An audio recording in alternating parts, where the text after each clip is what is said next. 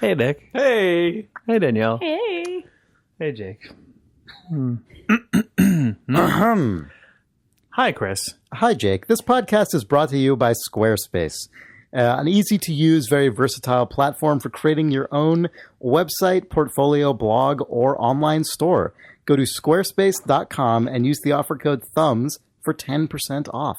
Man, I will. Good. Yeah.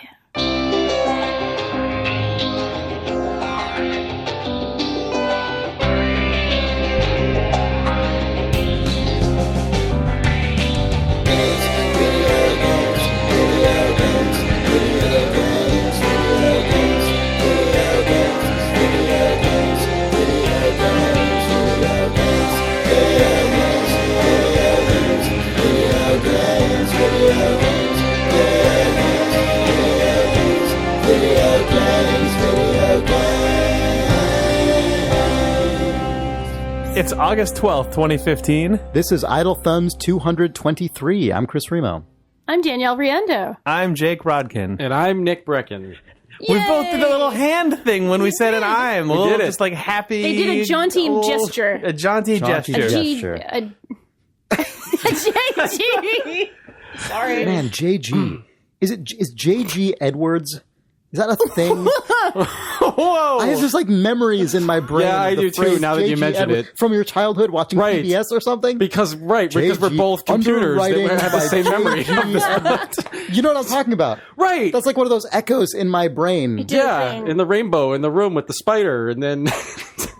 Whoa. Maybe not. The rainbow room with the spider. Wow. J.G. Edwards. JG. I feel like the McNeil Lehrer News Hour was probably underwritten by J.G. Edwards or something. Oh my god, yeah, it was something like that. It, What are we it talking was like What is this? Charlie Rose's production designer, J.G. Yeah. Edwards, or some stupid thing. Or maybe it was on Is Square there a One. chance that it's A.G. Edwards? Is there a chance that there's no reason for us to talk about this? You know what? I think it Yes. must have been A.G. Edwards. Welcome to Idle Thumbs, a weekly video game podcast. About Hosted by PBS. J.G. Edwards. Yes.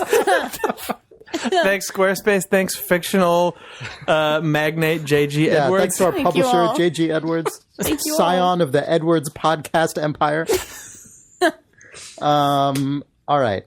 Well, That's what we should have named the network. We should have just invented a fake, strange magnate who right. underwrote our podcast network. Phaedrus. and he's also really into like eating jellyfish or something. He has like a quirk, a dietary quirk. Phaedrus would be like the second in command to J.G. Edwards. J.G. Edwards would have like the Edwards compound. And Phaedrus would be his agent that is sent out. Yeah. yeah, Phaedrus is the guy who gets stuff done. He gets Yeah. results. That's true, yeah. Yeah. Yeah. Good old Phaedrus. I would call Phaedrus the shadow puppet. A shadow puppet is different than any of these other. Like, It's true. sorry, we don't need to keep talking about this. Well, speaking of shadow puppets, Yeah. I played this game. Uh-huh. This collection of hacked Dreamcast. Okay. Fictionally hacked Dreamcast. Fictionally games. hacked Dreamcast prototypes known as the Sonic Dreams Collection. Brought to you by the Arcane Kids who brought us all the wonder and joy of Bubsy 3D last year. The Bubsy 3D game where you went to The museum? the museum and you learned about art and life and you went to hell and you went to... It was beautiful. This game, in the fiction of this world, and I know Chris and Nick, you both at least have some experience with this beautiful piece of art. My experience was you emailing us a link. Yes. And being like, check this out if you have 5 minutes. And you sent the link, and it was just like, enter password. And I was Yeah. like, I went to the page you sent. Which and was it just- auto-completed and for it me, just actually. asked- It was not for- auto-completed for you. Yeah, It was not- with the wrong password. It was not for me. So I sent an email back, and I'm like, it's just a password page. And you were like, oh, the password is grandpa. It's Okay. true. So I went back, put in grandpa, downloaded this weird Sonic thing, and then spent more than 5 minutes, the amount of time you Yes. allocated to playing the game, to just browsing the directory structure, which just had all kinds of like crazy There's a lot of secrets. shit in it. See, There's a lot of I had a secrets. weird, actually, like sort of in fiction experience because Okay, what is this called again? The Sonic Dreams The collection. Sonic Dreams collection. Okay. What is this? Are we going to get into this Okay, in a so roundabout in way that is thematically appropriate in the and artistic? metafiction of it, this is a collection of Dreamcast prototypes that were leaked, and these people hacked into them, and they're now presenting them to the world. It's obviously just a bunch of mini games that are more than meets the eye when you first begin playing them, starring Sonic and friends. In like a Frog Fractions-esque way? Well, sort of. I'll say the best description for what this actually is the ultimate Sonic fanfiction experience. All right. That's what I will call it. Before we proceed, Nick, I want to hear about Yes. your experience. Oh, I was just going to say that at the time that Danielle sent that link, Comcast in the Bay Area was experiencing like severe technical problems. Like everybody yeah. in the Bay Area yeah. We had that too. Yeah, and so I clicked the link, and finally I got Grandpa in, and I got Grandpa in there, and then the page begins to We got load, but Grandpa it here. actually like slowly scanned. Like just like the Right, slow right. loaded, like just barely stretching down the page, like a 56K modem. Yeah, right, yeah. And gonna say 14.4 and revealed K this modem. weird Sonic page that then I had to download the game, which took like an hour. I don't know. It just transported me to 2000 Oh, just yeah. instantly. It was In the amazing. It was best incredible. way. Yeah. Yeah, so this is basically 4 mini games, sort of, or 4 experiments of games. One of which is completely locked, and you need to go through, I believe, some of that layer that you went through to actually figure out how to unlock it. And one of the games. I figured that must have been the case. Yeah.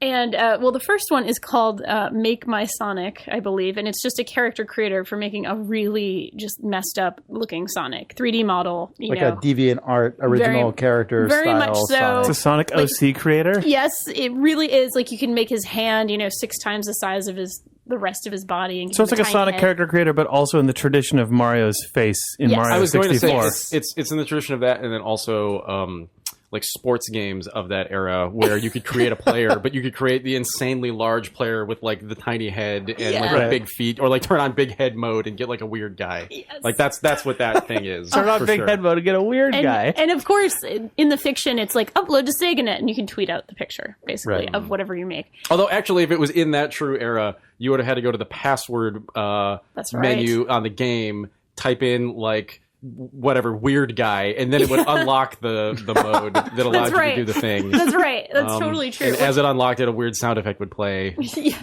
That would be a guy saying "weird guy," and then it would unlock.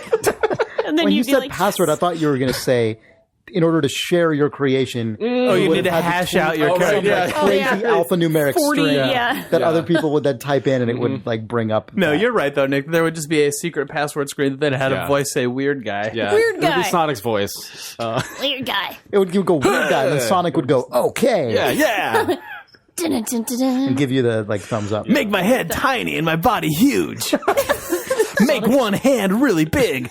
Now, the thing about this is that you're not even slightly wrong. That happens in the next game. Lots of Sonic I mean, that's speech. the thing. That's what the whole Lots of next game Sonic is. speech occurs in the Classic next Idle game. Thumbs prognostication. Yeah, I knew that the second Sonic But that's Dreams called- collection game would be Sonic saying, make my hand big.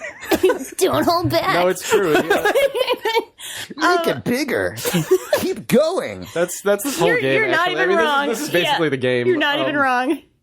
Yeah, the next game is what? It's the Sonic Movie Maker. right where you walk around in first person.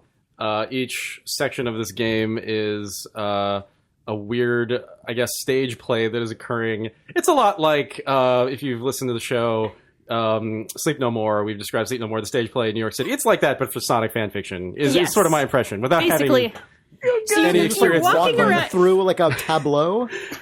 Well, okay. It's in the fiction, somehow you are making a movie with Sonic and friends. And in the first scene, it's supposed to be, it's like, there's like a stage, but it's not like a stage play. I think it's more of like a really shitty TV kind of like, it's like a back. Like a TV stage. set? Yeah, like a TV set, and it has, car, and it has some All-American footballs, and there's Sonic, and there's speech bubbles, and you can arrange all of this.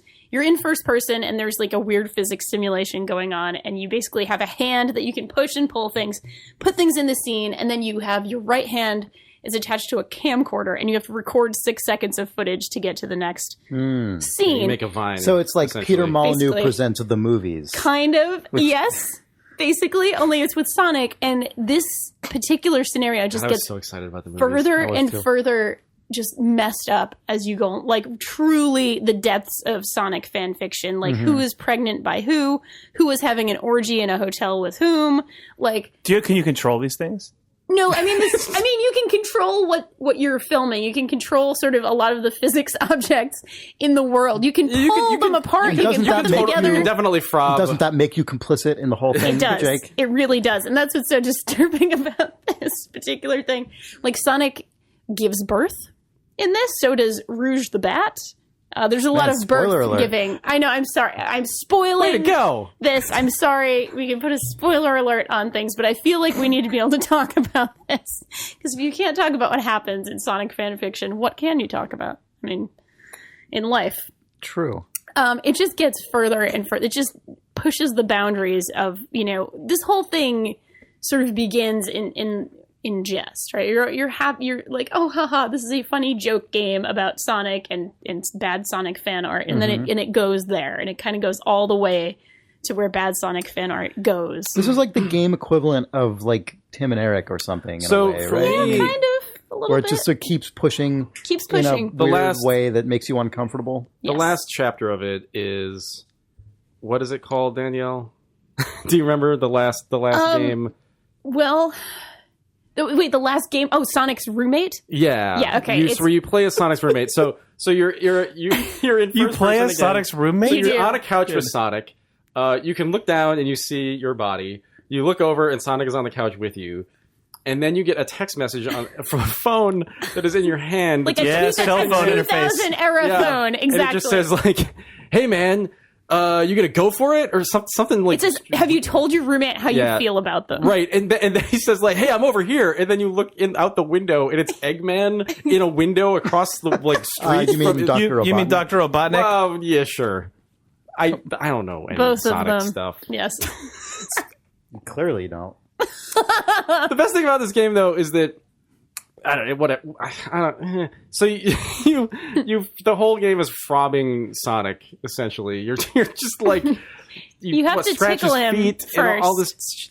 But whenever your hand, your weird like first person hand reaches over and you like scratch Sonic's feet, like he'll slap you away, and when he slaps you away, like your hand is a physics object, but the arm itself is not, and so the hand will like fly like a mile across the Yep. screen, and your arm just stretches like Mr. Fantastic or something, Right. and then it just slowly wriggles its way back into your socket over like the course of like 10 seconds. And during this entire thing, you and Sonic are on a couch watching live actual video footage of a real life hedgehog. Yeah, I Like kind an of actual hedgehog. Not a cartoon hedgehog, like a Right. video hedgehog. And I'm not sure if it's supposed to be like titillating to Sonic in some way. I sort of read that. Or if it's into it. reality television. Yeah, or yes, this is reality TV as seen from a cartoon hedgehog's point of view. For me, this chapter though specifically got closer to what I wanted this game to be entirely, which is it devolved in sort of like a Don Hertzfeldian, Okay, yeah. just like increasingly absurd thing. Yes. and then it ends in. We shouldn't spoil it probably because Do not. I feel like that the Okay. ending of that chapter Yes. is actually makes this worth playing. Yeah. But that's what I wanted in it. I guess it delivered. It kind of does. I mean, All I've ever wanted is a physics hand that takes 10 seconds to retract yeah. into my body. and you get to tickle Sonic. Yeah, it's true. You're supposed to tickle it. That's what Dr. Robotnik says. Give him the tickles with a little emoticon, like on his creepy 2000 era cell phone. I really want to spoil the rest for No, Jake, I know, but I it's- also want just Jake It's to play pretty it. incredible. And then, of just course, see it there's because- Eggman Origins, which is the secret game that you need to kind of dig into. There's all these. Chris, you saw this. There are like hundreds of text files with weird errata, like just everywhere, Yeah. just all sorts of bizarre things. And there are like hexadecimal or like hexadecimal files and like all kinds of things Weird. in there. Yeah, Yeah, it's I don't pretty know weird. how deep all of it goes. Thing. What is this called again, so people can look it up? If they Sonic Dreams Collection. want Sonic Dreams Collection. All right. Yes. Jake is just apparently illustrated a Sonic. I couldn't remember if I can still draw Sonic the Hedgehog, and I can almost. You did. So You I did can. it. That's a good very Sonic. credible Sonic that you Yeah, actually I can draw a credible off-model Sonic. I wanted to make sure that I could draw my own bad Sonic fan art still, and I can. Success. You still got it, Jake. I do. Still got it. Good thing. Oh Good my thing. god. I played a that. real game too Yeah. this week. What was that? It's a game called, and I apologize if I butcher this, it's a Swedish name, Rymdresa, Rymdresa. Mm-hmm. And it is a very chill, very relaxing, contemplative roguelike set in space. I know those terms don't always go together, but it actually really kind of gets at that idea well. You play as a little astronaut who survived the Earth being exploded by an asteroid, and you basically are exploring space. It's all completely procedurally generated. You have missions. You have to go, go to little planetoids and explore things and get resources to keep yourself alive. And you try to avoid hitting asteroids and other things that will kill you. There's a pretty nice, it's all mouse based. The way by which you sort of move around in the game, you kind of have your thrusters, and you don't want to have your foot on the gas too hard because then you go too fast and you can't control when you kind of run into an asteroid. So it's like a nice little... It's really relaxing. It actually is. It's weird. The music and sort of the whole tone of the game is so chill, and your little astronaut friend like sort of checks in with you every now and then and sort of gives a little space diary of like, I'm feeling sad today, or I'm looking at the world and everything is so dark. He's kind of a depressed little astronaut that you're playing with. It's a really compelling game. And of course there's the sort of little bits of structure in terms of you can level up your little pilot, you can make your ship better, et cetera, et cetera. You can basically make your chances better that you will find good results every time you explore something by sort of putting points into your exploration attribute, things like that. But it's really, really beautiful, and really, like I said, it's this relaxing, chill, difficult game, which is really, really rare. I kind of know what you mean. Yeah, it's I really like that sort of thing where it would be frustrating if the music was pounding and the pressure was on, kind of. But instead, it's like this relaxing You're just thing. drifting through space. You're just drifting through Instead when you space. die, you just kind of try again. Exactly. Instead of like exploding. Exactly. Yeah. I never got mad, and typically I get yeah. very frustrated. In How long did you difficult generally games. like? Was a life loop for you? A life? Not very long. I'm not very good at this game yet. I've only put like maybe 90 minutes or so into it so far. But I really sort of like what it's doing. It's not out yet. It's coming out on August 20th, but I think that's actually worth looking for. I think PC and Mac put it on. PC. It's nice. Look for it. It seems really cool. Rymdresa. That's right. Yeah. So I have to admit that the reason that I wanted you to talk about this a little bit is because before we recorded, when you mentioned this, you said it was a roguelike, but you said roguelike, which is the most What? like a arugula or roguelike. something, like a roguelike. And Like, Italian American style. Like, it's a roguelike. It's a roguelike, which is just so.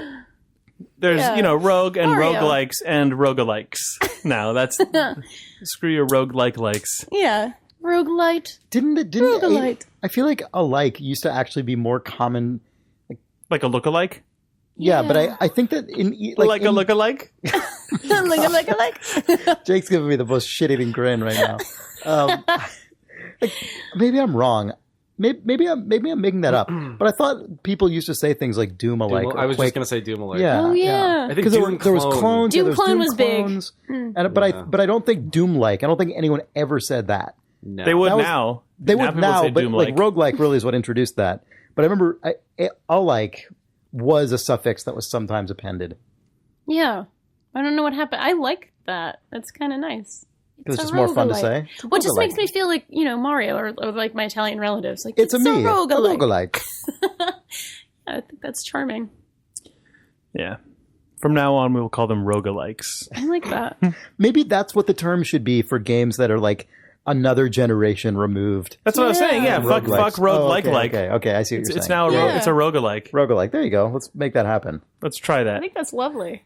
If that catches on the same way Lord's management has, Pascal Boba's golden. Beautiful. Did you, Chris? I know you saw this, but we launched a new podcast. We launched Esports Today, which is a pro gaming weekly podcast hosted by Rob Zachney of 3 Moons Andrew Ahead Bruin.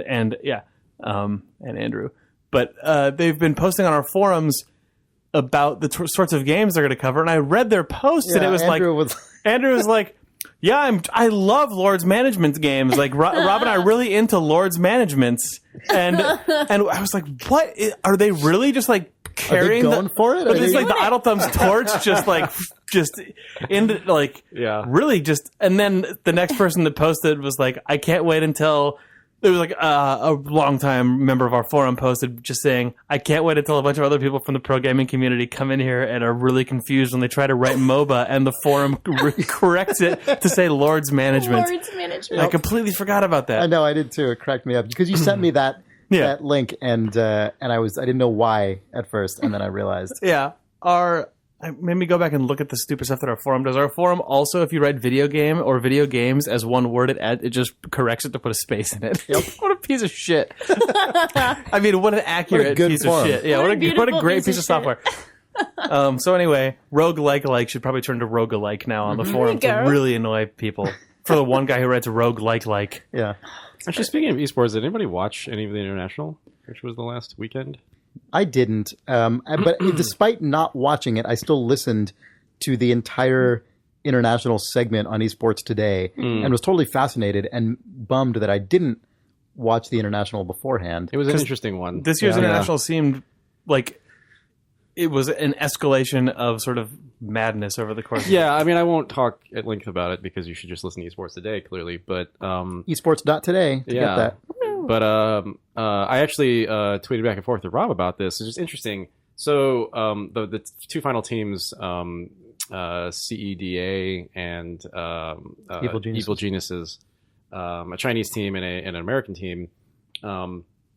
Evil Geniuses pulled it out in this incredible victory, and it was, people were chanting as they do USA, USA, and it was this, the sort of spirit. That's because it's America winning a major pro gaming tournament. It's always interesting when an esports team wins a big tournament like this, or even just an esports player, to see how they react. Like Chris and I used to watch a lot of StarCraft, and it was so fascinating because certain players would win and they would be sort of very reserved and kind of what you assume an esports player would be like. And then there were certain flamboyant players that were hilarious and they just became crowd favorites. And those were they make the sort of like act of actually winning one of these things interesting to watch in the same way that a pro sports player who is really, whatever, outspoken becomes a notable dude.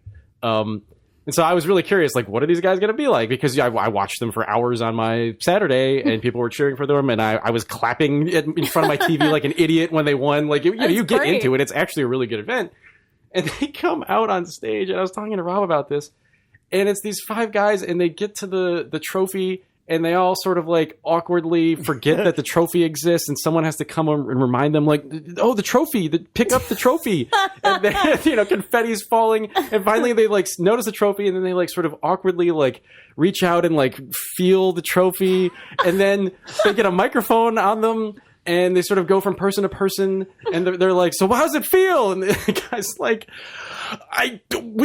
we won. Oh my so God. Good. It was like the way that I felt, like getting picked at kickball. Like these guys just did not know what to do in the moment, had no clue. They were, and it wasn't the sort of pressure of that stage moment. You could tell that, often like a Korean player will be so nervous. There's some players that just get very, a lot of stage fright, and that is why they are reserved.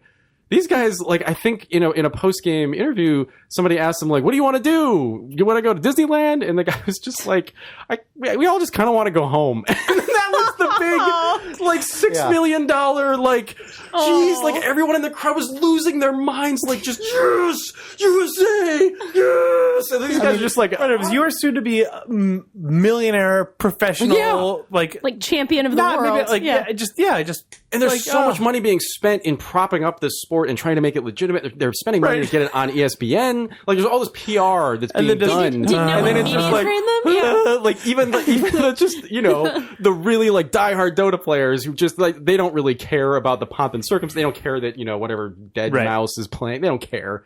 But they just want them to just like get the trophy and be like, yeah, GG. Like, they just want them to do like a stupid thing for like 2 minutes. That's all they wanted. And everybody in the chat that I was watching was like, oh my God, like lame. Just smile. For the actual real analysis of everything that happened at this tournament, listen to Esports Today.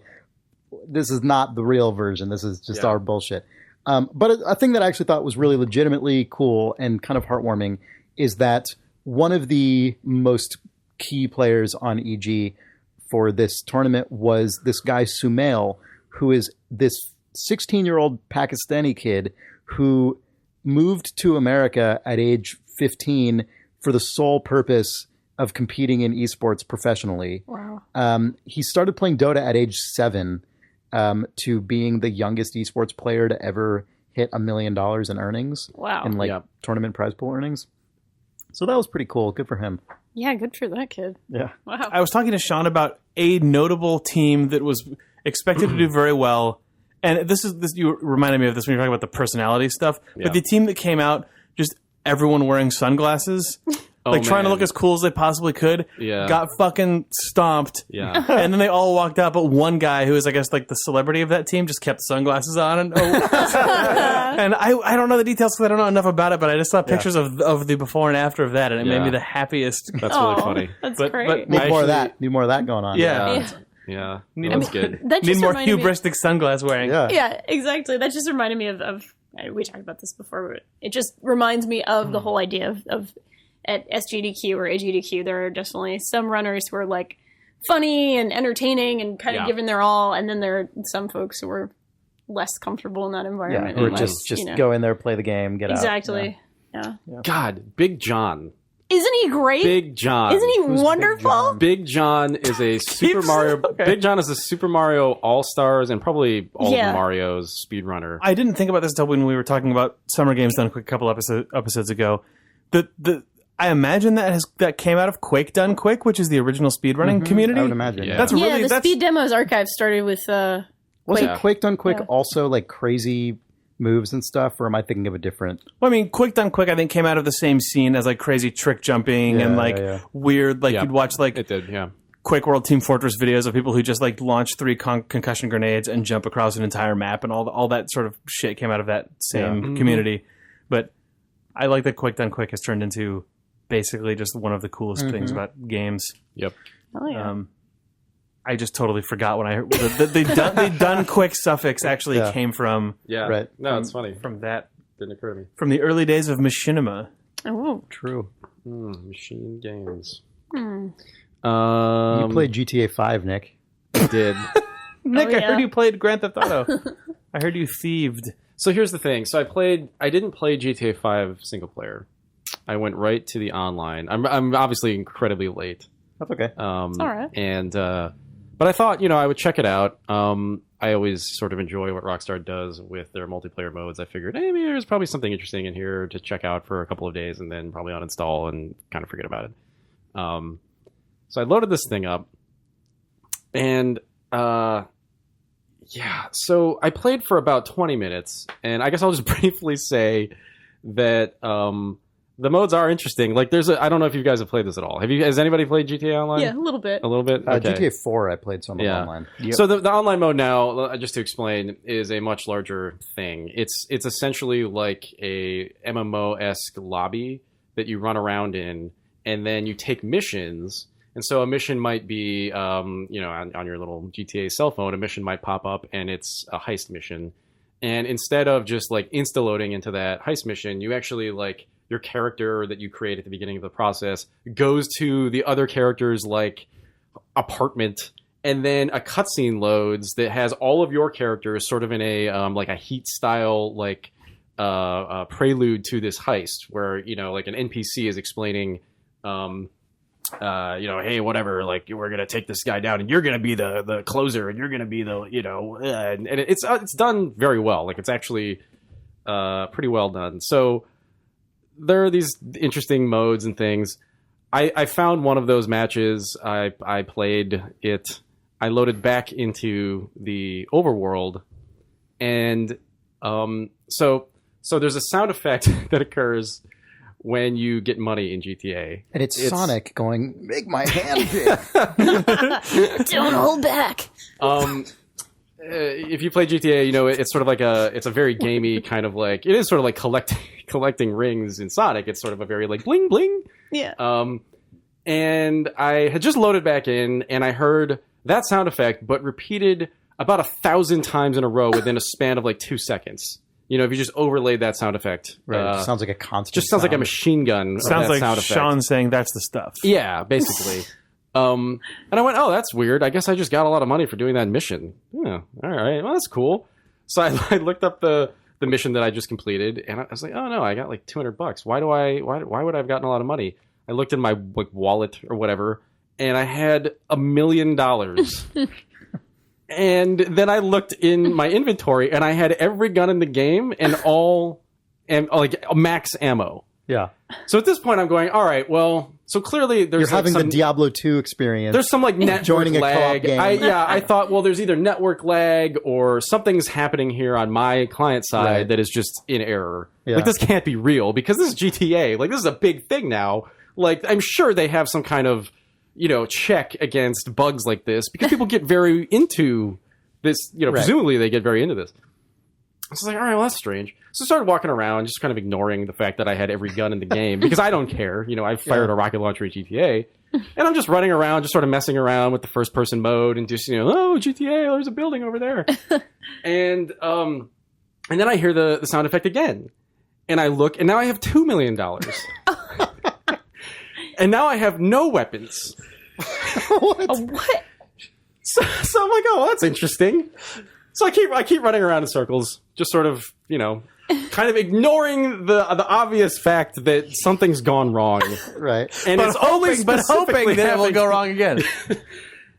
And so finally the cycle repeats, and I have every weapon in the game again. And I'm like, all right, I guess How many much millions money? of dollars you have? just like 10, like infinite money. Oh my Like it's God. just like all the money. okay. And I just take a minigun out, and I'm like, I guess I'll just see what the weapons look like as long as this is a bug. I just, whatever, I'll just mess around. I fire up my minigun, and I'm just, like, shooting a car. I'm like, oh, I'm a tough guy. I mean, that's the thing about GTA is it's like, this is, like, the power fantasy. Oh, yeah. You know, this is the game you play when you want to be really tough. I fire, like, 10 rounds into this car, and then suddenly I just explode. Like, my guy just explodes up into the air and flops down onto the ground and ragdolls all over the place, and I'm dead. And I'm like, oh, I guess maybe I must have pulled out the rocket launcher. That's interesting. That's really strange. So then I respawn. I look at my inventory. I have no weapons. What? How much money do you have? I have no money. Everything's gone. Everything is gone. I'm like, okay, well, it's GTA. I respawn. I must now have to get all my stuff back. The bug's probably fixed now. This was all a bad They dream. fixed it. This was all a bad dream. And I have like infinite money again, all the guns. I pull out like an Uzi. I fire like 3 shots, and I explode again. At this point, I'm like, what the The fuck? Midas touch. So like, I bug. do this like 10 times in a row of just shooting bullet-based guns, and I just explode every single time. Like, no, there's there nothing anyone else around me. around? This is the Watch us. dumbest version of Groundhog Day. There's ever. no one. This Yeah, is exactly. ridiculous. Just me repeating the same stupid thing. I'm like, oh, I found a weird bug. I should write into Rockstar and like fix this bug. Dear Rockstar. So then, Oh. then I die, and I respawn, and I don't know. This is the point at which we can either go to video or I can continue the story. I feel like I should probably just continue the story. Okay. So here's the thing. I respawn, and suddenly a man with long green hair spawns in behind me, but he's not just behind me, he's actually on my back. As if I was giving him a piggyback ride. Goblin? As if I was giving him a piggyback. He has his legs around me, and he has his right arm up in an animation, and the animation is him, his right hand. Just imagine, I'm giving him a piggyback ride, okay? This man with bright green hair, and he's got his right Isn't this hand. like the jockey in He Left has 4 his Dead? right.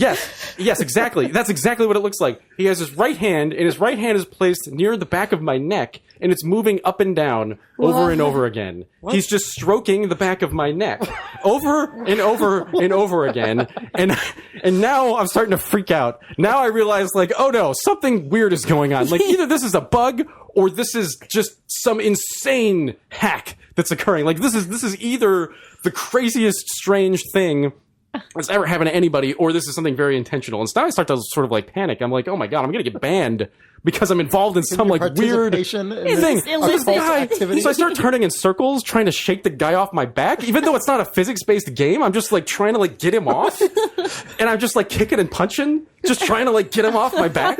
You know, like get off my back, guy. And he's just stroking my neck, and I have no idea what to do. So I start running. I'm just running down the street now. Okay. And this guy's on my back. And then I see another dude with green hair spawn in sort of like as I'm running forward. He stays on my back, but another one spawns, and now he's not on my back. He's standing. So now I look back, and there's just two of these guys now. One who's on my back stroking my neck. This is a horror movie. And the other guy who's just sort of like terrifying. back like 10 feet away. And the camera like slowly rotates, and I'm just looking back at this guy, and I'm like, Jesus, what the hell was that? So then I just start to bolt. I'm just like, oh my god, this is like so insane. I have to get out of here just to test the limits of this. So I'm running and running and running and running. And then more of them begin to spawn, and I'm slowly like filling the street with weird like Joker guys, and they're all like, sorry, am I destroying a microphone? It's fine. No. No, keep going.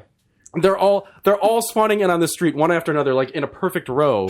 And I'm like, oh, okay, well these guys are just dummies. The guy on my back, though, he's probably like He's the the real one. mastermind. Like he's the weird like puppeteer of this thing. He's the Puppet Goblin master. King. So I walk up to one of the Joker guys and I punch Jared. him in the face, and he just kind of goes like, ugh, and falls down. And then he stands up and starts chasing me. Oh my god. And this guy now is chasing me down the street. Now all of them begin to chase me. Oh, what? And now they start to spawn in front of me. And now they've encircled me. And there are like 50 guys with green hair all in a circle around me. actual nightmare. Kicking and punching me. You have video evidence of this? Yeah, they're all like attacking me. It's like that scene from The Matrix. sounds like you're just where like making it up. Agent Smith just like spawns in and Neo has to fight them all. And now I'm kicking and punching, fighting for my life. These Joker guys. At one point I jump into a truck. Was the guy still on your Is back? the guy still on your back? The guy's still on my back. I jump out of the truck. I roll across the ground. This guy's on my back still. At some point, I die. And now here's where it gets even stranger, because 20 minutes go by where nothing else happens. Everything is fine. I'm don't just see any more of walking these down the guys? street. Nothing's going on. And then suddenly I start to get exploded again. And I realize, oh my God, he's still there. It's happening. And then nothing happens for another 10 minutes. And I'm walking down the street, just sort of whistling to myself, thinking, oh, well, he must have logged off. I got the better of him. I didn't log off. He didn't get me. A fountain of water explodes out of the sidewalk and knocks me on my back. Then a jet of flame explodes out of the sidewalk and lights me on fire. And then he spawns in on my back again, and I try to get up, and I fall back down again because he's like on my back, and I'm like wriggling around on the ground. Oh my god. The whole thing is completely insane. I still, to this day, Were these? we have to go to the video. Are but, these? like, Are these NPCs? Are these? What is this? I don't. Is this an army of people who all look the same who are playing the most insane prank on a multiplayer server? Like what? Or is this just the most fucking weird side alley GTA mission? Just like this. If a player encounters this strange troll scenario, a green man will harass them on a server. This is Batman, is what it is. It's just infinite Jokers. I have to imagine that the guy on my back was He's the ringleader. is that well I think he is somehow hacking my client side and controlling, like, basically like he's able to just spawn in game objects around me, and all of the copies of himself were just NPCs that looked like him. But it still doesn't explain a lot of what was happening. It's completely insane. There were just moments where like bags of money would just like he would just spawn in like 1,000 bags of money. So this guy is like the puppeteer. He just says he's pulling the strings. Yeah, for the he's level. literally like pulling on my neck, pulling the strings This on my was back. good to I know, wanna watch think. this Yeah, we got to video. watch the video now. So we should go to maybe go to Good break. video. break and observe this. All right, we'll put fucking this garbage. video up on our YouTube channel at youtube.com/idlevideos. Look for that. Video game. Look at this! Oh my god! Oh shit! So this is the sound you heard. Yeah, this is sort of like Alert! Oh my yeah. god. I was afraid that they were just gonna Gonna completely ban you? Oh God! Slow petting with money appearing. This is magical, Nick. This is absolutely magical. Yeah. I still don't know what it was. If someone wants to write into questions@idlethumbs.net and let Yeah. us know if they know what the Please. hell this is. Please tell us. Please do. Or if this is your work, write us in. yeah. If you're the Joker If guy, you painstakingly tracked down Nick Breckon on the internet. So my girlfriend keeps asking, because I've been playing a lot of older games, some rare replay games and so on and so forth, talking about the aesthetic, the general aesthetic of each generation, you know, like last generation being like a brown, gray, sort of grimdark, gritty kind of thing. And she was asking, like, what would be this generation's aesthetic? Oh, it's gotta be This. It's what, it's the guy. It's the just crazy, weird, glitchy things that can come in a simulation when people are trying to mess with that simulation. glitched out physics man. Yeah, it's just it's weird that guy. Skyrim mod. I think yeah. the thing that actually defines this generation aesthetically, aside from glitched out inside out faces, is also present in GTA 5, which is this is the first generation that we have image based lighting and we have bounce light and stuff. So I think Yeah. sort of just It's the that look white, the look of like a bounce white light. a whitish blue bounce light of a blue sky and a bright sun bouncing off of a wall is totally the look It's that the every thing, game has yeah. right now. Yeah.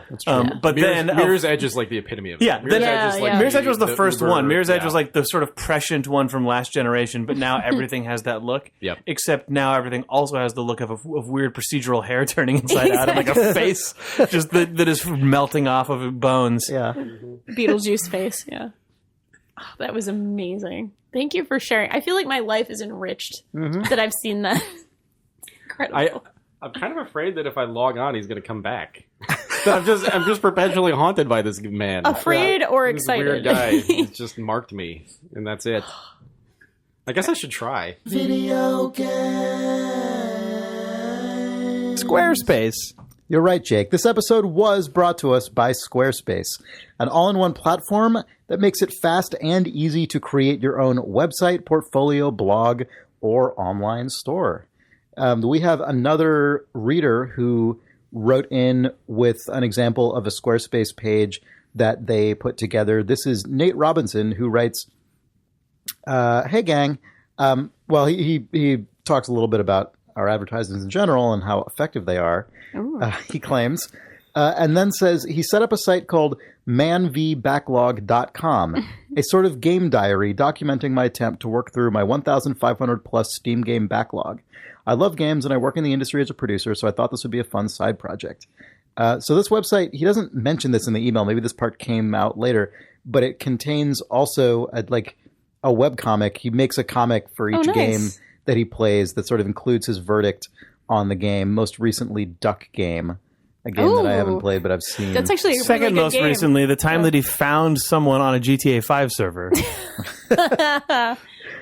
So yeah, his site, it was made with Squarespace. I'm looking at it on my mobile phone right now. It's nice and clean, loads up well, and you can get your own Squarespace site if you go to squarespace.com. It's really fast, really very user friendly. If you go to squarespace.com and use the offer code thumbs, you can get 10% off your order. Thanks, Squarespace. Don't mention it. But do mention I that already code. did. Do mention Thanks, offer Mr. code thumbs. Squarespace. Video game. All right, we're back. Whoa! Hey. Nick Breckon played a war game. I did. It's called Wargame. Oh, I had a moment of conception in my brain where I was like, I really want to discover a strategy series that I didn't know existed that will satisfy some part of my brain for a certain amount of time, and then I did it. It just happened. Like You heard a rumble deep beneath the Yeah. earth, and then a game was on Steam What if suddenly. really I found strange. a new war game to play and you search for good war game? I think and you I found might the have official actually site done for that, Chris. war game. And then Google shit. said, "Do you mean war game?" I think that happened on Wow. Steam. I think I Yeah, looked. I think I right. searched for war strategy game or something, Yeah. and it gave me Wargame, and I went, "Oh, that's a bad name. I should click on this and just see if it's some goofy thing." And it Right. was a legitimate series that is actually. If people remember the console RTS called Ruse, Yeah. which is a fairly big It's a French deal. developer, right? Yeah, they're called Eugen. Eugen, I think? that's right. Yeah. And so since Ruse, they've been making this series called Wargame. The second title, which is the I guess most notable title, is Wargame Air Land Battle. I'm not making this up. And in fact, when people were referring to Air Land Battle I didn't understand that was the name of the second. I had no idea because I was on a forum or something. In any case, it's too bad Wargame isn't published by wargaming.net. Yeah, I know. Yeah. That is an actual name of a real publisher. That is a missed opportunity. It's just really briefly because much like my esports thing that I had to say, I would recommend. Rob Zachney did it better. I would very much like to say Rob Zachney has actually done two podcasts, like the 3MA guys, 3 Moves Ahead, and that's also on the Idle Thumbs Network, all have done 2 segments about this series, one on Airland Battle and one on the most recent title, so you can go look at their archival podcasts for in-depth discussion of Wargame. But for me, I guess the one thing I would say about it is that when it comes to strategy games, particularly on the PC, I like games that have more complexity than a typical RTS game and less complexity than something like Hearts of Iron or some insanely robust strategy game. So like Total War is in that. Yes, exactly. Total War. Yeah, War Game, your Total War. Yeah. You know, in the war wheelhouse. And War wheelhouse. the thing, so I would say that it's a difficult niche to enjoy because I think the strategy genre is actually pretty stratified in terms of those two extremes. And, for me, I have a hard time finding the kind of game that I want, which is something that, you know, a lot of these games revolve around rock, paper, scissors. That's fine. I also like some sort of meta layer of like a map and just a couple of components that sort of fit nicely together and sort of make the game feel larger than just a singular battle, but without being a simulation of the entire global map down to the finest detail, which is what like a Hearts of Iron thing. Hearts of Iron is my I have the worst. It's your white whale. It's my white whale entirely. In fact, I loaded it up after playing Wargame. And I knew, again, this is very I know exactly the way my strategy brain works, where I'm just going to load that game up. I'm going to immediately barf and just close it down and just feel sad. And it just happens like once a year where I'm maybe this is my Hearts of Iron moment. Why aren't you for me? Why aren't I for you? Yeah, it's really sad. It's basically everything I want, but at a level that is just always going to be beyond what I'm willing to commit to. Yeah, I know what you mean. So Wargame is not that complex. Wargame is a theater-based scenario, so it's whatever, like a Korean War 2 scenario sort of thing, where you're relegated to like a very regional map. You have a certain set of resources that you can spend in different sort of territories, and then you sort of say, I guess it's based on an actual real-time clock. It's sort of broken up into hours, so it's like Total War, I guess, but a little bit more finer detail, where it actually is sort of approximating the feeling of a conflict that's unfolding over the course of days. In any case, it's really good. I actually really enjoy it. I think they did a good job taking something that could have felt like Hearts of Iron, boiling it down to sort of the basic elements, and yet it's still it was that Far Cry 2 moment of, oh God, I'm really close to being completely confused. I don't know if I'm going to be able to get into this.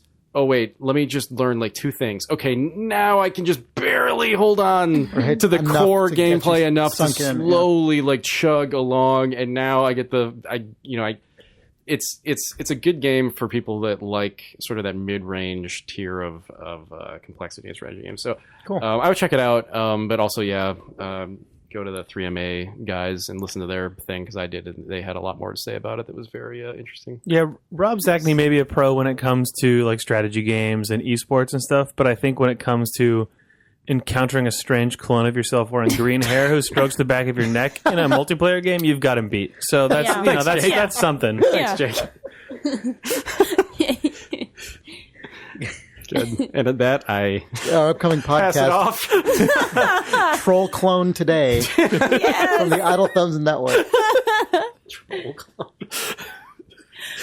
Well, if you keep running into this guy in GTA, that basically Fallout Shelter seems like it may be on the decline, but hopefully it's Rise of the Troll Clone is our new recurring segment. That's it. Yeah. That's also a weird like early 90s sitcom. Every time I log on to this server.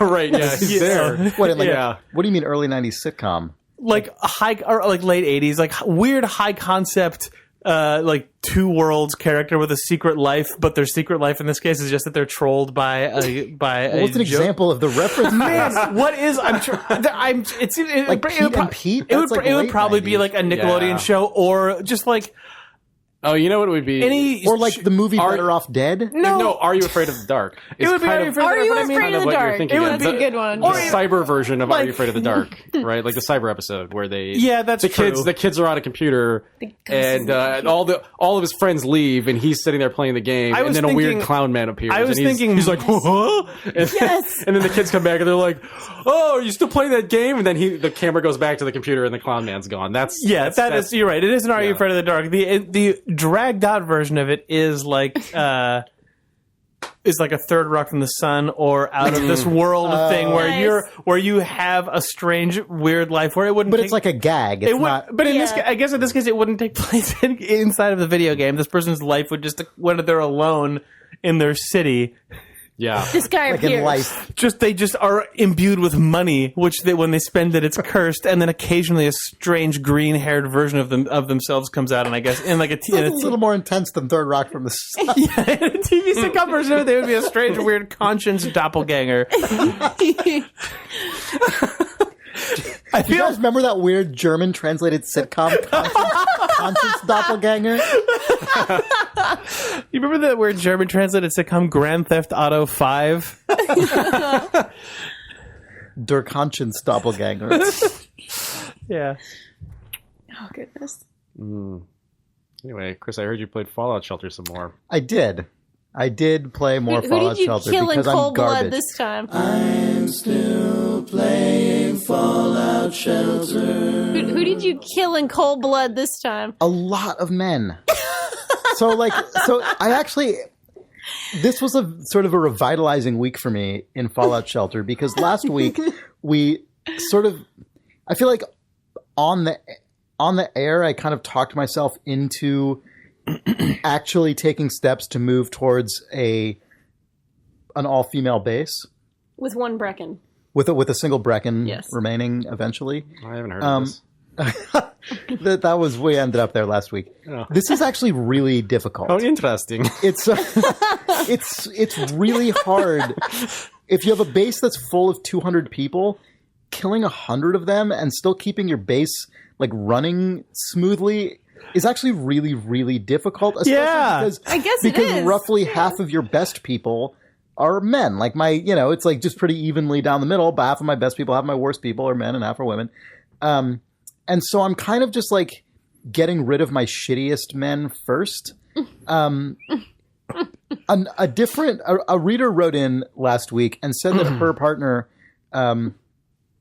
had a different method of filtering out new dwellers, which was to as soon as they come to the door, he immediately sends them out on an expedition with no weapon and no clothing. And if they can collect an outfit or weapon before dying, he lets them into his base. He revives And them. so and I'm not going brings to do them in. that because I don't want the men to come back. But I have found it to be like a pretty easy way to get rid of them. Like it takes a lot less effort than burning, which is my traditional method. It takes a lot longer than burning. Like even a completely crappy guy, if you send him out into the wasteland, it takes like an entire day basically of real time for him to die. But now I have a pretty good assembly line essentially going on where, like I said last week, the propaganda centers that bring in new dwellers stop working when your base is full. And even if you have people out, like sending them to their death in the wasteland, they still count as population of your base. So as long as I can keep my total base number under 200 dwellers, I basically have this as ongoing churn where I'm attracting new people, filtering out the men among the new people, sending them immediately back out into the wasteland. So they arrive at my base and I immediately just send them, I strip, the clothes and send them right back out to the wasteland. And then when I have extra room in my base, I let a woman in. Every once in a while, I filter through my base, find a few shitty guys who are sort of low stats, take their gun and clothing, send them out into the wasteland. attract more women, keep going. So it's Where are you at this point? Like, process. what's the population percentage looking I like? don't know. I should have figured that out. There's not really a great way to figure it out, but it is at the point where it is noticeably tilted in, Why did you want to get rid of all the guys in your base? Well, my first two dwellers to like hit maximum stats in all categories were both women, and I kind of just mentioned it like offhandedly on last week's podcast, and like, oh, how wouldn't that be funny? And then I sort of just started thinking about it. And I'm like, okay, I've kind of gotten to the point where my game is just sort of churning along without a lot of like big changes. Like, this is something I could really accomplish. This is like a thing I could actually really accomplish. So like, it's a goal that I've set for myself based on last week's conversation. It's good. It's pretty great. Yeah. So What am I up to? I don't know. I guess I could find you. You're probably still level 1 because you're training, and people who are training don't gain in level. Only people who are working gain in level. That's a weird thing about this. I have a lot of guys who I'm sending out in the desert who have like one good stat, and they're like level 50 because they've just been working in the power plant their whole fucking life. So they actually last a while out there, but eventually they die. So that's pretty much what's going on with my Fallout shelter. I'm still waiting for the new, the update. To all these people, you are just the weird GTA guy, just burning them randomly and just like grabbing them from behind and throwing them into different areas and just. Well, what's funny though is that my average happiness among my dwellers is higher than it's been in weeks. It's at it's at 91% right now. We just pretty good. So I feel like that shows that my. I think those are soft numbers, Chris. I think those are Trump numbers. I don't know if. We're talking about the perfect society run by women. All right, I found Nick Breckon. Nick Breckon is 87% happy. That's not bad. Oh. He's still level 1. He's still a baby, but he has maximum endurance, charisma, intelligence, and agility. Absolute and pretty high strength. Absolute minimum perception and luck. I think that's probably the way it should stay. This is like maybe. I think maybe you don't need. I don't This need is those. maybe the perfect picture. The perfect of Nick Breckon. Yeah. So, and you're wearing a nice formal suit. Oh, see, that's great. You're wearing a diaper.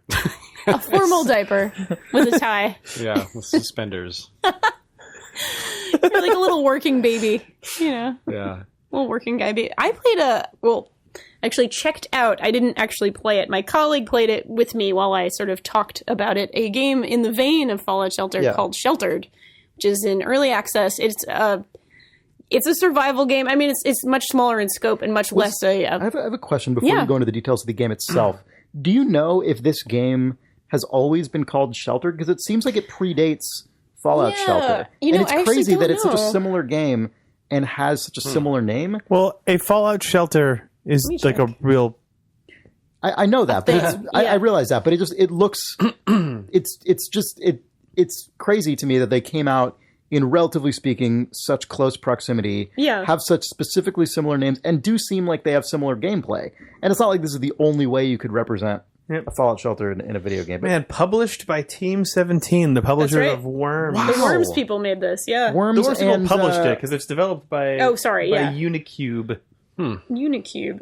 That's crazy. But yeah, this is a like you're saying, there are a lot of similarities here. Certainly, the scope is much smaller. I don't think you ever have a base that's many, many, many rooms. There are certainly several rooms. It's a greenlight game with pixel art where you management, survival kind of sim stuff. You actually start it with a family, so you pick 2 parents and 2 kids in their sort of family shelter.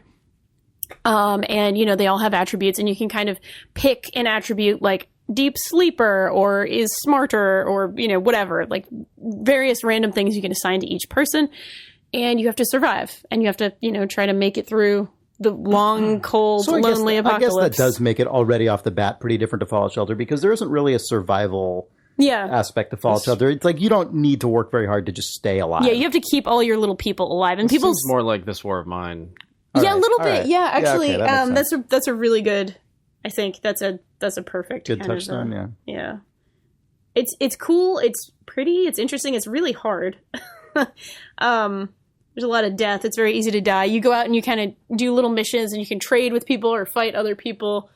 One thing that Griffin, my coworker, noted in our little overview video is that there's a lot of luck involved, and that really makes it much harder. Like, you have to wait for rainstorms to have enough water to actually go out on missions, and if you didn't go out on missions, you're going to die. So there's some randomness in it as well, and just overall like a cool, interesting early access survival management game. Nice. So, yeah.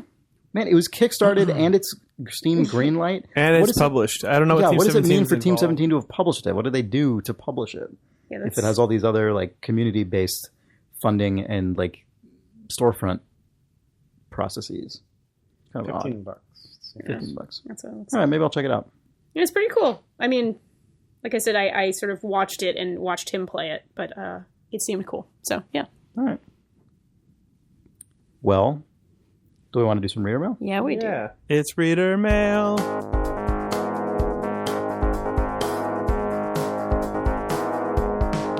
It's reader mail. It's reader mail.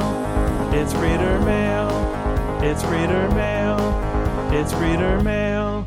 All right. Drew Hunter writes, "Hello, Thumbs. I was listening to your description of Sleep No More from episode 217, To Have a Life. Cut to a few weeks later when I found myself flying to New York for work. Based on your recommendation, I had to check it out.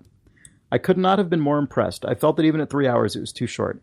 I got the aforementioned Bioshock feeling throughout, and considering how important these games are to me, the parallels were strong. I'm even fairly positive I heard a selection from the Gary Scheinman score of Bioshock at some point, but I was too nervous to pull out my phone to Shazam it.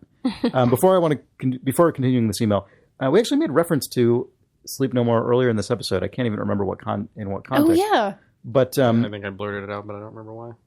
it was in the context of that Sonic game. So just for those who don't remember when we've talked about it before, Sleep No More is a kind of somewhat interactive theater experience that currently runs in New York in the Meatpacking District, as I recall, and it's like 4 stories of kind of heavily built out sets, interior sets.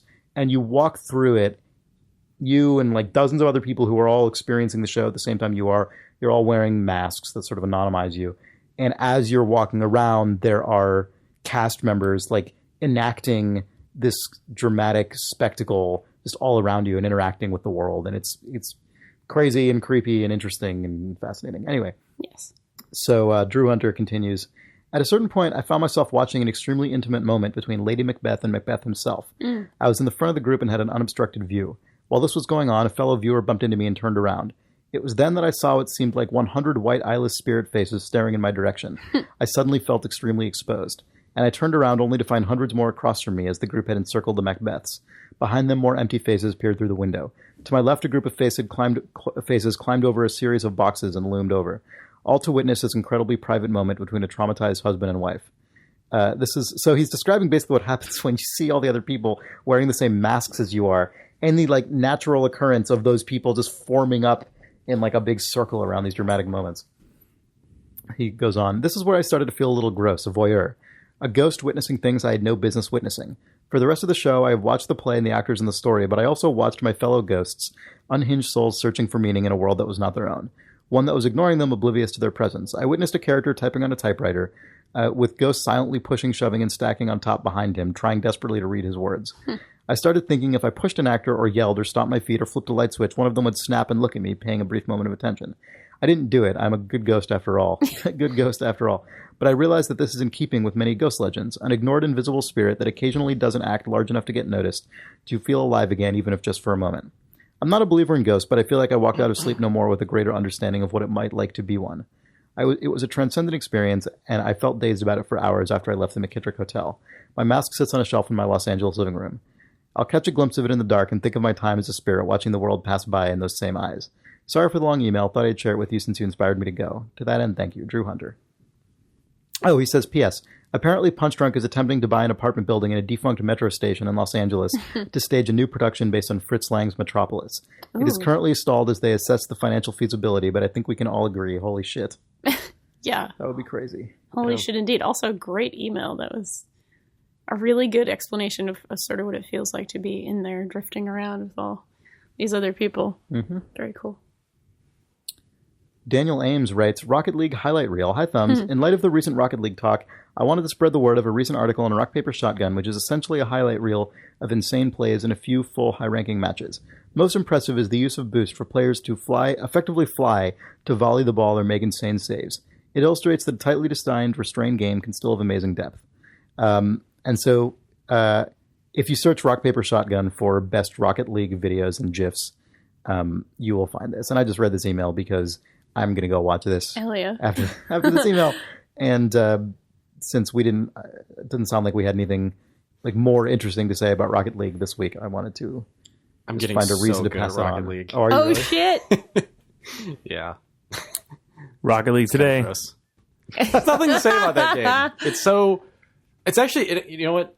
I'm a little curious to see what, if any, esports community forms around Rocket League, because I don't know. I imagine that there's a hard I would watch ceiling. every pro match of Rocket League. But the thing is, I imagine there's a bit of a ceiling to the depth of it, and I bet there's not. I mean, I bet it's higher than you think it is. I don't know.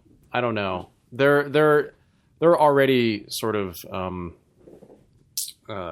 strategies that are kind of dominant. Yeah, and I don't know, without really screwing with I know. Well, they did announce that they're going to do crazy, wacky maps and modes and things. So I suppose that will introduce enough variety that they could do some kind of I don't know. I think I do. Maybe think, of those wacky maps, one will surface that ends up allowing for enough playstyle variance that it settles down as the map. Yeah, and then it would be happy time. I think that's what it's going to need if it's going to actually. It needs a final explode destination as an esport, because it needs a final. Well, it needs a final destination. It needs a DE dust basically. It needs its dust too or whatever. Yeah. It's like the perfect casual esport.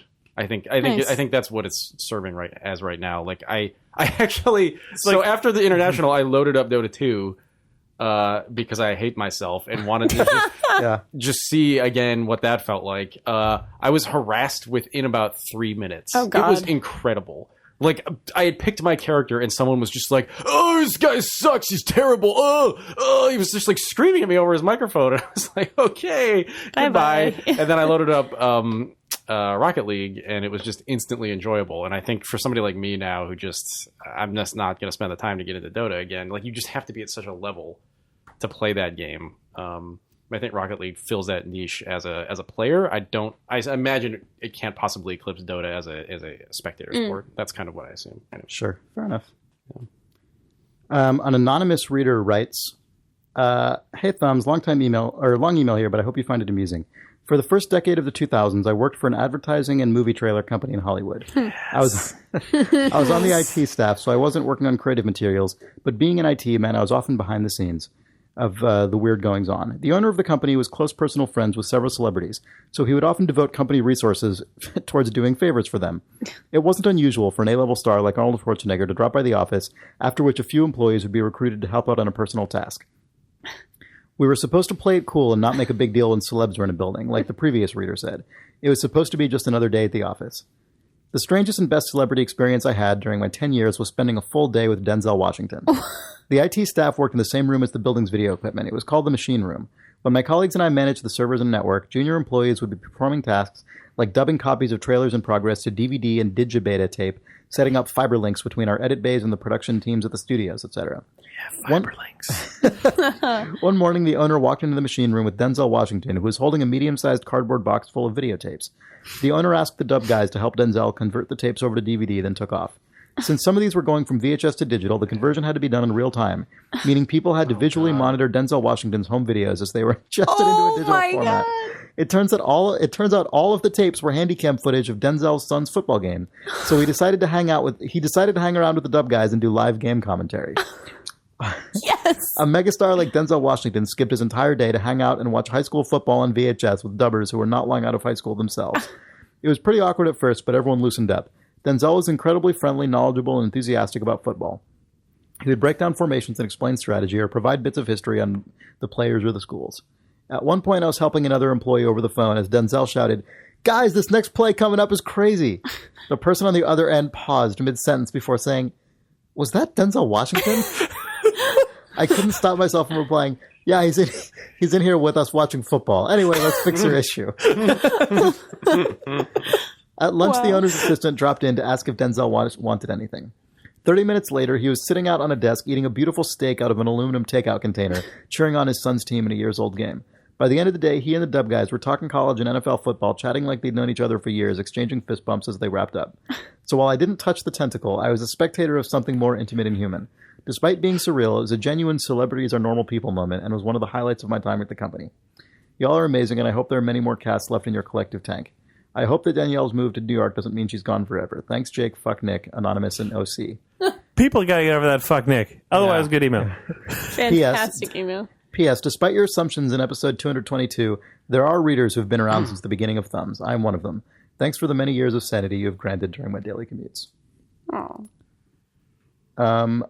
That actually reminds me of something I wanted to say really briefly about the International as well. I don't know why I'm just belaboring my weird experience with the International, but I was watching it with Denzel Washington. yeah. Keeps calling out plays. Yeah, it was we're talking about the football thing, and like I was thinking while I was watching the International, I was thinking about sports and the way that esports are broadcast. Janelle walked in the room while I was watching, and she is really interested in playing Dota. Like, she is constantly saying, like, I would really like to learn. And I'm like, you should listen to the reader mail from last week. You should listen to last week's reader mail. Yeah. What if I don't, Jake? So she was just standing there watching for about 10 minutes. And finally, she just sort of turned around, and I was like, "Well, it's not. I mean, this is amazing. Like, this is a really fun match. Like, you're not into it." And she was like, "Yeah, I mean, I really want to play, but this is basically incomprehensible. Like, I have no idea what they're saying. Like, no idea. I can't pick a single word out that makes any sense to me." And it sort of hit home again, which is a common thing that we've talked about before. But I think Dota, of all of, like, even compared to StarCraft, is so complex. And I wish the commentators would, when you think about how complex, like, a football play is, I mean, it's actually very complex. But a commentator isn't sitting there and saying, well, this is a dime 3-4 it's true. You're play totally right with about the, that. like, Right. there are shows that are specifically for that on HBO where they break everything down, or like the post game after whatever. Right. But while the game's going on, they just say, oh, look, he's going around the side and he made an amazing move. Yeah. And when you're watching Dota, it's like, oh, he's got the cheese. Oh, he's using the cheese. He's going to wait for that 3rd minute, like, gank, and then he's going to... It's just like, what? Yeah. If you have no idea what this stuff is, there's no way to penetrate it. No, you're totally right about that. I wish they would get some commentators that just... Or at least, like, as a group of commentators, recognize that I think for the majority of the commentating... One of the things that I remember from watching StarCraft is that the commentators who take more of that approach, and they're usually, like, really talented broadcasters... often just take shit from the community for not knowing what they're talking about. But it's not that they don't know what they're talking about. It's that they're smart and they know how to present something to an audience. I know that Valve does do a newbie stream. Yeah, I don't feel like the newbie stream is that, though. I watched a little bit of it last TI, and not much because I just didn't have time. But it felt like it was instead a stream that was focused on indoctrinating you into learn how to into the pro Right. stream. And it's like, because, like, I still find football broadcast announcement incomprehensible, and like, as a person who doesn't even I don't follow football, so like yeah, Dota is 1,000 it's like steps three above that. three levels up from that. Yep. No, I wish it was dumbed down a little bit, because even me, having played hundreds of hours of Dota, I haven't played in a while. I don't remember half of this stuff. Like, I don't remember what the heroes like the matchups and like what's good, like which hero is good against another hero. It's just too much stuff to remember. You can't fit it in your brain. So I wish that they would just sort of like streamline that in real time. You know why I think this happens? Is because with a football game, you can actually see the whole field. Yeah, that's probably. And so you don't need, like, the reason this happens with esports is because these people, this like cast of people all calling the game, are essentially performing the physical watching on your behalf. And I mean, they're zoomed in at any given moment to, like, do most interesting broadcasters thing, of a competition like the International not get the equivalent of the field-wide view the way that you get in football, or is it just useless in Dota if you had that? Because I know, like, it's just everything it's is so much small. less. If you were to fully much zoom less out, readable than because I know that, like, I read some article about how the NFL I mean, the NFL has camera coverage way beyond what you ever see on TV, but including like ultra HD top-down views of the entire field that you just cannot ever watch as a person unless you go to the game. And if you're in the league as a team, you get access to it. But any other access to that footage is for commentators only, or costs a shitload of money. Yeah, because it's deemed valuable to the NFL. But I guess in Dota, it would be worthless. Basically, it's like the mini map is basically the equivalent of that, but it's just. It doesn't... It feels like you could get more impartial and informative camera views that would just be for commentators to allow you to have a top-down view. Or, like, not literally a top-down view, but to give you that high level. But I think, honestly, the real solution is just some restraint in terms of the terminology. I think it's just a matter... Because, look, like, in terms of Dota strategy, it's really... there are guys that attack and there are guys that support, and there are there are blockers and quarterback type characters. Like, all this stuff can be just sort of viewed in a macro level that is not that incomprehensible. It's just when they fire 1,000 words out that it's just this very specific terminology, it just becomes, it's just all white noise. And I think if they just restrained themselves a little bit, I think it would help a lot. That is probably hard because of what Chris said, that you have to just be thinking out loud as you're trying to piece together what the fuck is happening as a commentator. And then you're like, oh, I see that he's doing this. It's like, yeah but whatever. Yeah, I'm not saying it's not tough. It's why broadcasting is difficult and isn't actually just a guy going like, and now he's running on the side. Like, you have to actually be filtering what's worth saying constantly. Yeah. But it would be nice if that was... I think the real problem is that that's just not prized among the bread and butter audience. I think that's true. And that audience is huge enough that they don't really need to worry about like me or Jake watching. What needs to happen, actually, and will not happen, is there needs to be an increase in popularity in listening to esports and pro gaming over the radio. That would be the thing that would distill. Seriously, I think the reason that major professional sports have distinct commentary is because you can tell from a good broadcaster what's happening in a baseball or football game just by listening to it by listening to them explain it to you. I thought you were crab walking into an Esports Today plug. I did it first, and then I made the connection. Oh, I mean, they don't broadcast live though. Hilarious. That's like you can give a summary. No, I know, but I thought you were just. But you're talking specifically about the effect of a guy. I want a bunch of newsboys gathered around a radio, listening to the final game of TI6. I mean, I listened to a lot of hockey on the radio as a kid, and hockey is a very fast sport. It's a sport that doesn't, right. But I mean, I think you're just you can't hone that art as a culture of broadcasters if you don't have to come into it from like that history. Of people have to be able to picture the game to enough detail that they can tell their friend what happened in their mind's eye. Just over audio. You're never going to have that in esports broadcasting. Yep. So it'll probably just means it'll take a lot longer to evolve. It's interesting when you view it through the lens of existing sports, because when you're watching a broadcast of Dota, there are elements of baseball broadcasting where they have to kill a lot of time and just talk. There are elements of like hockey broadcasting where something insane happens out of nowhere and they have to somehow like explain what just happened in like almost like provide a replay through their commentary. It's weird. It is a challenge. It's a fucking hard thing to do, I'm sure. It's a weird thing. Anyway, sorry. Are we going to talk about that mall robot or what? Oh man, yes. Oh yeah, talk about the mall robot. Yes. Enough about this Dota. We have a whole other podcast for that none of us are on. Let me lead into that with a very short email. So Daniel G writes, Wi-Fi brakes in your car. The reason the brakes and other systems within your car are available to remote commands usually has to do with OnStar or similar system. If your car is stolen, they can remote deactivate it so the thief can't take it far. Also, if you're in a car and in a police chase, law enforcement can have OnStar disable the vehicle so the chase ends early. I mean, or a fucking rogue AI could do all of the above. This is why all of those things are a cyber hacker. Cyber hacker. This is why reality is complicated, it turns out. Yeah. Speaking of robots, robot news. So Jake and I watched a video. Yeah, that's it. It started very promising. So speaking of robot news, Jake and I watched a video about a robot on the internet that you might have seen. So there's this. Okay, so we consumed a video. Jake, do you know what the context for this is? Because I don't. I just watched this video. I just saw a video about a robot. That somebody created a robot whose function is to like trundle around in a mall. And the robot just hangs out in the mall and just sort of, wheels itself around. I imagine it's just it's like a recording robot. I don't know what it's even. It's claimed to be a mall security robot. Yeah. But I don't think that it's. But here's what happens with the robot. So they find that the robot is like frequently harassed by children. Oh my god! It has. Wait, the these are ability, Japanese children? I don't know what nation it's in.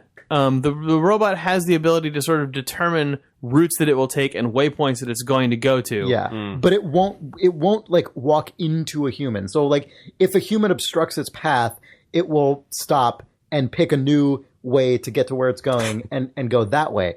And so children like observe this behavior and think it would be funny to fuck with the robot. So they like increasingly start to crowd around it. You can see this on like security footage from the mall. There's like a top like a way like bird's eye view, like 2 stories up security footage of kids circling on this robot, like tormenting it and stopping it from moving. Yeah, like jumping up and down and like taunting it and so on. Right. And so they all had green hair. That's right. Yeah. So they the robot looked familiar. Yeah.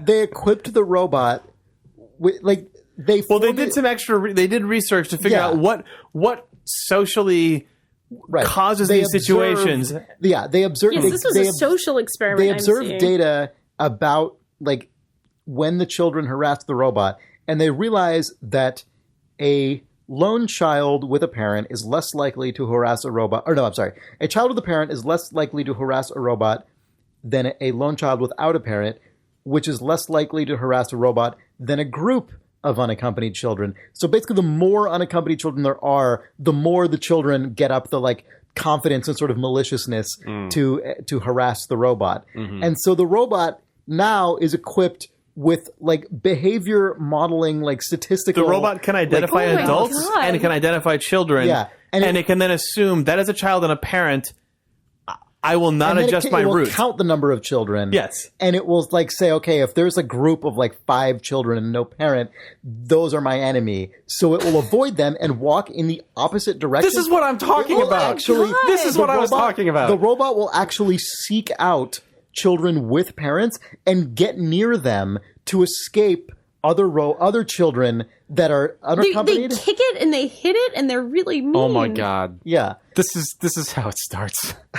Yeah. So the robot's only function seems to be to avoid asshole children. Like the robot exists and its behavior is entirely But what would it do to avoid those children? That's the question. Children intending right. How many cars will it destroy on its way away from these children? It's worth pointing out that at this point the robot only knows these things because people taught it that. The robot did not realize on its own, if I go to adults. Because if the robot realized that on its own, then the robot would realize the next step is that it can put the children in the closet and then they don't harass it. It can push with full force and put them onto the stupid like horse ride, and then they will stay there because it kills them with it. Because it puts the quarter in. I'm watching this right now, and this is really horrifying. This is like in the Animatrix that the short that was about the robot that was horribly abused, like. Yeah, it makes you sad, and then it's like, oh, that's why the machines hate us. But yeah, the poignant montage at the beginning of the movie or news report about the robot uprising includes this security footage. Yeah. A bunch of different like found footage, security footage.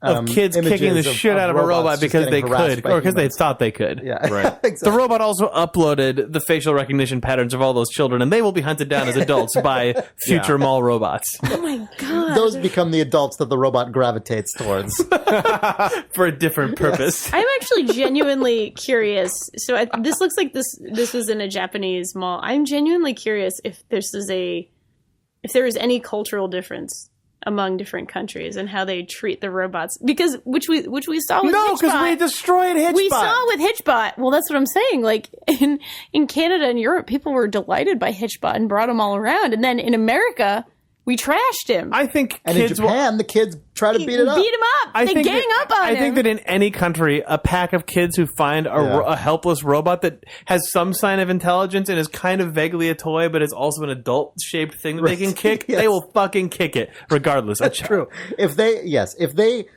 sense that they have the ability, if children sense they have the ability to exert power over something that in other circumstances would exert authority over them, they will do so. Yeah, I think that is correct. That So will children happen. are tyrants. Yeah, children are wannabe little tyrants who have no power, and so they will grab it when they can get it. That's why bullying exists. Children are terrible. Children are terrifying. Wow. I like I'm that really all disturbed that by this. robot would need to do is go, and then those kids would all just like fucking. It's true. They would never touch that robot again. Yeah, that's true. Man. Or it would just say, That's I'm going to right. eat your mommy. Like, I'm I gonna could eat say her. that too. That'd She's be going to fine. die. I want to see that. Robot said she's gonna die and looked at your God, mom. if the robot, If you kick me, the robot she will used die. if the robot uses its like human identification algorithms to like when the children are around, just kind of be silent most of the time, but every once in a while say something really sinister, and then detect when an adult is nearby, and then only show like pleasant pictures and like Oh, now this is the argument. Oh my God. emit classical music and things like this. Yeah. It's classical music. No, that is the Are You Afraid of the Dark episode. God. It's just an educational You destroyed robot. Jake, and Killed Jake destroyed Jake. half the room. Jake Half is the now room dead. Now fucking This gone. is how the robot kills Jake. I broke the pop screen. Maybe. Oh, no. I'll fix it. I mean, classical music is so amazing. There's nothing wrong with that robot, honey. It said it was going to eat you, mommy. Jake is cleaning up the mess that he made when he exploded. I do think I broke some of that equipment. I'm sorry. fine. Thank you, Kickstarter backers. Well, thanks for listening to this week's Idle Thumbs. Our website is idlethumbs.net/idlethumbs. We are part of, you'll be shocked to learn, the Idle Thumbs Network, which consists of a number of different shows, including most recently Esports Today. They had, we mentioned it earlier in the episode, they had a whole really great talk on the International 5 this week. Sean Vanneman of the sort of occasional Dota Today, as well as Idle Thumbs, was on to talk about Dota 2 with them, and it was really, really good. I listened to that whole segment, even though I know a minimal. They amount also have about Dota. this episode also covers some StarCraft and League Yes, of Legends. StarCraft 2. Yes, actually, I think StarCraft 2 and Counter-Strike Go. Oh man, it's CS:GO this week. Yeah, Okay. I've only heard the Dota 2 part so far, but I'm listening to the rest tonight. Those guys are total pros. It's like a joy to listen to because they're so professional and so knowledgeable and so just like quick with the back and forth. It's a great podcast. Esports Today. You can find it at esports.today, and you can find all of our podcasts at idlethumbs.net. If you like this show or any of our shows, please consider rating and reviewing us on iTunes. It's incredibly helpful. It helps us get the word out. It's the main way, in fact, that happens. If you have reader mail, keep it coming and send it to questions@idlethumbs.net. Questions@idlethumbs.net. Ooh, That's what I meant to say. Thanks for listening. thank you, Chris. Bye. Bye. Bye. Bye. Goodbye. I will eat your mother.